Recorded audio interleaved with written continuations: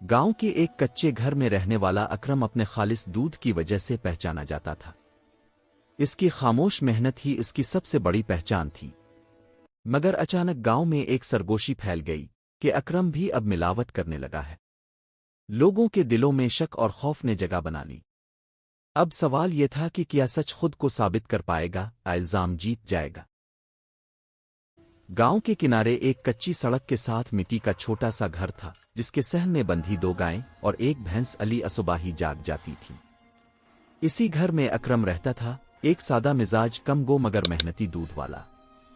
پورا گاؤں جانتا تھا کہ اکرم کے دودھ میں پانی کی آمیزش نہیں ہوتی، مگر آج کل یہی بات اس کے لیے مسئلہ بنتی جا رہی تھی۔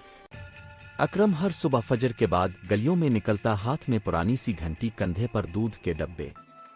لوگ دروازوں پر آتے، کچھ تعریف کرتے، کچھ چپ چاپ دودھ لے لیتے۔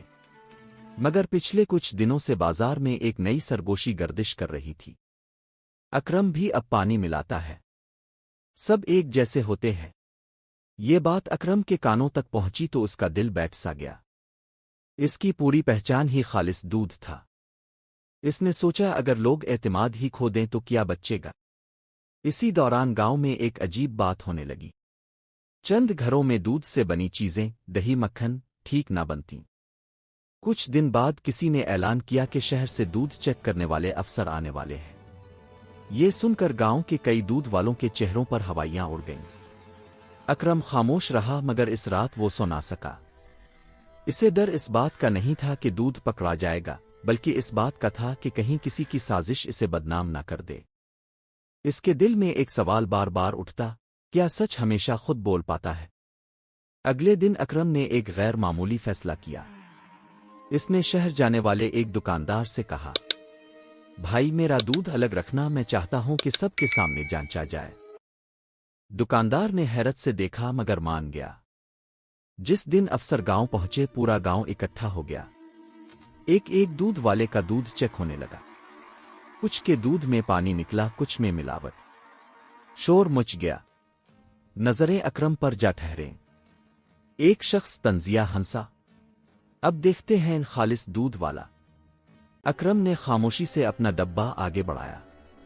افسر نے نمونہ لیا، کیمیکل ڈالا، سب کی سانسیں رک گئیں۔ چند لمحے گزرے اور افسر نے سر اٹھا کر کہا، یہ دودھ 100% خالص ہے۔ ایک دم سناٹا چھا گیا، مگر کہانی یہاں ختم نہیں ہوئی۔ اسی وقت ایک افسر نے دوسرا سوال کیا، مگر شکایت یہ بھی ہے کہ کچھ گھروں میں اکرم کے دودھ سے بنی چیزیں خراب ہو رہی تھیں۔ اس کی وجہ؟ اکرم چونک گیا، اسے بھی یہی بات پریشان کر رہی تھی۔ تب ایک بوڑھی عورت آگے آئی، ہاتھ کانپ رہے تھے۔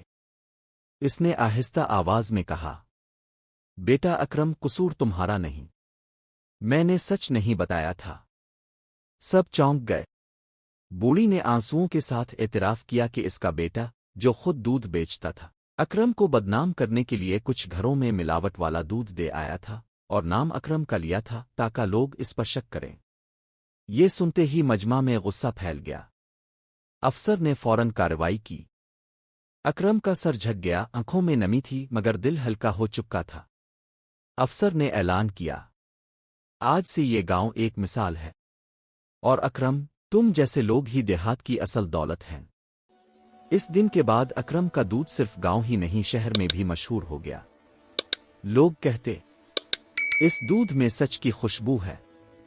اکرم پھر بھی ویسا ہی رہا، سادہ، خاموش اور ایماندار، کیونکہ وہ جان چکا تھا کہ سچ وقتی طور پر دب سکتا ہے مگر کبھی ختم نہیں ہوتا۔